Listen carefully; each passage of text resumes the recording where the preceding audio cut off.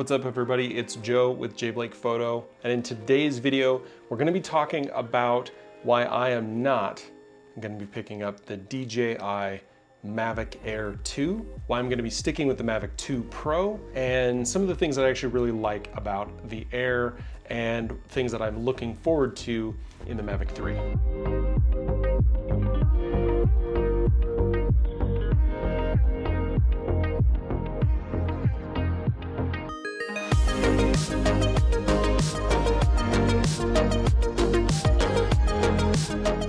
So for those of you who are subscribed to my channel, and if you're not, go ahead and hit this. There's a subscribe button somewhere here, go ahead and hit it. But for those of you who are subscribed to my channel, it's been a while since I posted a video from here in the office. The reason being, honestly, my day job has been crazy. I work in an essential business and it has been just nonstop. So between work hours, stress, trying to keep myself healthy, I just have not been able to create any content for you. I apologize, but I am back. Things are a little bit less crazy here in Las Vegas. Hopefully things will start getting a little bit more back to whatever the new normal is, but I hope that you are all safe and healthy wherever you are. You'll also notice that I've been posting a couple of videos from my Maui trip. I'm trying to get some of that content out. The next video that I'm going to be posting is from my mountain bike ride down Haleakala. That's the volcano on Maui. Very excited to be getting that out. That's going to be a long one, so get ready for that. Again, if you are not subscribed to the channel, hit the subscribe button. Make sure you get the bell on so that when I do post that video and other videos, you're notified. Also, go ahead and follow me on Instagram at jblakephoto. That's where I'm posting photos and video and all sorts of stuff from my recent travels. I went to Zion and again my Maui trip, and I'm going to start doing more stuff here into the summer. But let's hop into the topic of today's video, the Mavic Air 2. Super exciting drone, super exciting new technology that was announced by DJI. Lots of really great stuff. Glad they kept the price point where it was. A lot of things that they added. But in today's video, what I really want to talk about are the 3 reasons why I am not going to be ditching one of my most prized possessions, which is my Mavic Pro 2, my Mavic 2 Pro. And these are all pretty much going to be cinematography related. I did pick up the Mavic 2 Pro specifically for the capabilities that it had in cinematography. I wanted a drone that I could pack in my bag that would give me excellent video quality in a small package at a moderate price without having to go to something like a Phantom or even larger in the DJI line where I couldn't pack it in a backpack. One of the things about the Mavic 2, and this goes for the Air as well, is that they're small. I can pack in this bag. This is my Peak Design small camera cube. I fit this in my Peak Design travel bag. In here I have 4 batteries, the remote, and the drone itself. And so I can pack that in my bag. I can take that on a hike. I can take that through the airport. Took it to Maui, and it all just kind of folds up into this nice little spot. The number 1 reason is the sensor itself, that 1-inch Hasselblad sensor. Now it is a 20 megapixel sensor, not a 48 megapixel sensor like you have on the Air 2. I have seen side-by-side comparisons of the 2 drones, and I just feel the Pro 2 is just a higher quality. Now I will give the Air 2 a leg up there in one instance, which is the fact that it will record at 120 megabits. So it's got the higher bit rate, which is nice. But overall, I feel that the sensor quality, both in color, low light, just an overall dynamic range and performance is much, much better out of the 1-inch sensor. Number 2 reason that I absolutely love the Mavic 2 Pro and why I'm going to be keeping it is that variable aperture. So the ability to modify the aperture between a 2.8 and f11 has been huge. Now I don't normally take it over around f8 or else you start to see some serious loss of fidelity there. But honestly, if you've got the drone in the air and you're recording and you absolutely need to bring it down, you have it as an option without having to land the drone and add an ND filter.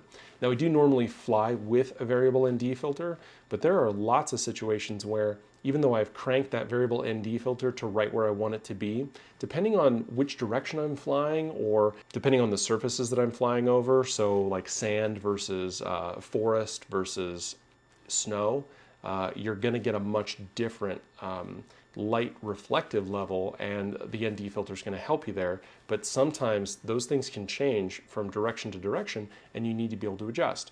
And if you're shooting using the 180-degree rule, which is I normally shoot at 24 frames per second, and so I end up with a 1/50 or 1/60 frame rate or shutter speed on the settings, just to get the best motion blur possible. And of course, I'm always shooting at ISO 100, never over 100 on the Mavic Pro 2. To keep those settings right where I want them to be, the thing that I need to control is the aperture and the variable ND filter. And so those two things together just give me a significant amount of versatility. I can really kind of dial in the ND filter where I want it, get the drone up into the air, and then I can adjust it slightly if I need to. Now I've got a couple of different ND filters here. I've actually got two that I like a lot that are from Freewell, and they've just got these adjustments on them. So one is a 6 to 9 stop, and then this other one is a 2 to 5 stop. And so I just kind of switch between the two of those depending on the environments that I'm in. I also sometimes will use a circular polarizer, just depends on what I'm shooting with. But having these and the variable ND, or rather the variable aperture on the lens is huge to improve the level of cinematography that you can get out of that drone. So the third thing that's really keeping me with the Mavic 2 Pro is that 10-bit D-Log. Now I know that the Mavic Air 2 comes with Cinelike, D-Cinelike, but the D-Cinelike really does bake in a lot of the color information. It is desaturated generally, and so it is more of a flat profile than the kind of standard profiles that the Mavic comes with. But I've seen raw footage out of the Mavic Air 2 compared to the D-Log footage, and the D-Log just contains so much more in terms of fidelity and in terms of options. I'm not saying that it's bad. I'm not saying that it doesn't look good. It looks phenomenal, honestly, especially for the price. But depending on the environment that you're shooting in, depending on the extremes of, you know, dark and light, especially if you're shooting at golden hour, sunrise, or you're shooting in a, you know, super shady environment, and really that can be very difficult to edit because you're either overexposing for the sky or you're underexposing for the shadows. And so trying to get as much detail as possible, trying to really kind of ride that line in the middle, you want as flat a profile as possible so that when you get that into edit, you can pull those things apart and really create contrast without killing all of your detail. So having that 10-bit color information, having that D-Log flat profile really is a game changer for me, and was really the big thing that I noticed when I started editing the footage that I took for Maui, especially the volcano footage, which will be in the upcoming video that I'm going to be releasing here probably later this week or next week with my mountain bike ride down Haleakala. I will, however, say there are two things about the Mavic Air 2 that I love. Number one is the lighter weight. It's almost half the weight of the Mavic 2 Pro. The Mavic 2 Pro comes in over 900 grams, and the Mavic Air 2 is about 540 grams. That's a significant difference, especially when one of the things that I'm doing with the drone is riding mountain bikes and hiking.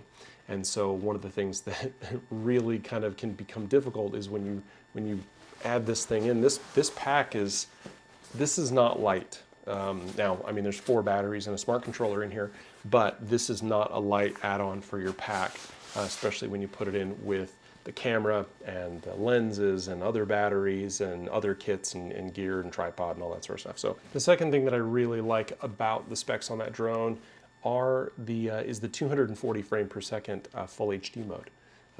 I use that on my GoPro quite a bit, and I really, really like that. And I think that there's just some cool stuff that you could come up with. I'm not 100% sure what, but I feel like there would be cool stuff that you could do with that, whether it's mountain biking related or you know, what have you. But I definitely think that there's some stuff that you could do on there. So those are two things that would definitely push me in that direction. But those first three things that I talked about, that sensor quality, the variable aperture, and that 10-bit log profile, those are really things that make the difference for me, because again, my primary motivation is cinematography and is the highest quality that I can get out of a drone that fits in a bag like this. Now there's a lot more that this drone can do, and there's a lot of people that have done great reviews on that. I'm not going to go through all of that here, but I mean, you know, you're talking 48 megapixel stills, 8K, you know, time lapse. I mean, there's a lot of really cool stuff that drone can do. 4K 60. It's got 4 more minutes of flight time than the Pro. It costs half as much. I mean, there's a lot. There's really a lot. The other thing that I haven't been able to figure out, and maybe you guys can tell me down in the comments if you know for sure, but as you know, I am heavily invested in the smart controller. Not only that, but I've got these hooks on the end here that I've put on it, and a special strap that my wife actually sewed for me, that I'm able to put this around my neck and carry it while I mountain bike, so that I can quickly adjust things and fly the drone if I need to, and I don't have to slip it back into my pack, creating, you know, potentially taps on the screen or, you know, hitting buttons. But I'm really invested in this, and even though the Mavic Air 2 supports OcuSync 2.0, which this is, I haven't seen anything that it supports this controller, so that would be a big question for me. So if you guys know, or if you've tried this, you know, let me know down in the comments. I'd be really, really curious. So anyway, those are my thoughts. That's the reason why I'm going to be sticking with the Mavic 2 Pro, even though the Mavic Air 2 looks like a phenomenal little drone, super lightweight, maybe a mini. Maybe that's what I need for hiking and mountain biking. Maybe I can convince one of my buddies to pick one of those up so we can use that while we mountain bike, so I don't have to lug this thing up the trail. Anyway, let me know what your thoughts are, and if you're planning on upgrading, down in the comments. And again, if you're not subscribed to my channel, go ahead and hit the subscribe button, because I'm going to be putting out some videos soon with some really, really great footage that I captured on this drone in February of this year out on the island of Maui before all this craziness started. Anyway, about that, I hope you all stay safe, stay healthy, and I'll see you in the next one. Thanks.